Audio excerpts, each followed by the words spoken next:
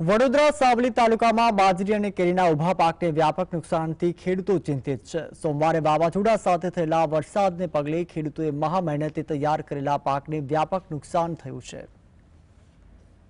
વૈશાખ મહિનામાં પડેલા કમોસમી વરસાદે વડોદરા જિલ્લાના સાવલી તાલુકાના ખેડૂતોને મુશ્કેલીમાં મૂક્યા છે। ખેડૂતોએ કેરી અને બાજરીનું વાવેતર કર્યું હતું, પરંતુ અચાનક આવેલા વાવાઝોડા સાથેના વરસાદે ઉભા પાકને વ્યાપક નુકસાન પહોંચાડ્યું, જેના કારણે ખેડૂતોને આર્થિક સંકટનો સામનો કરવો પડી રહ્યો છે। સાવલી તાલુકાના રાસાવાડી ગામમાં ખેડૂતોના બાજરીના પાક નમી ગયા છે, જ્યારે આંબાના ઝાડને પણ મોટું નુકસાન થયું છે।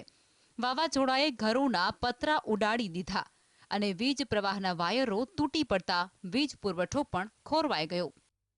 ખેડૂતે જણાવ્યું કે કમોસમી વરસાદ અને વાવાઝોડાએ લાખો રૂપિયાનું નુકસાન કર્યું છે। ખેડૂતોની એક જ માંગ છે કે સરકાર તેમને આર્થિક મદદ કરે, જેથી તેઓ આ સંકટમાંથી બહાર આવે।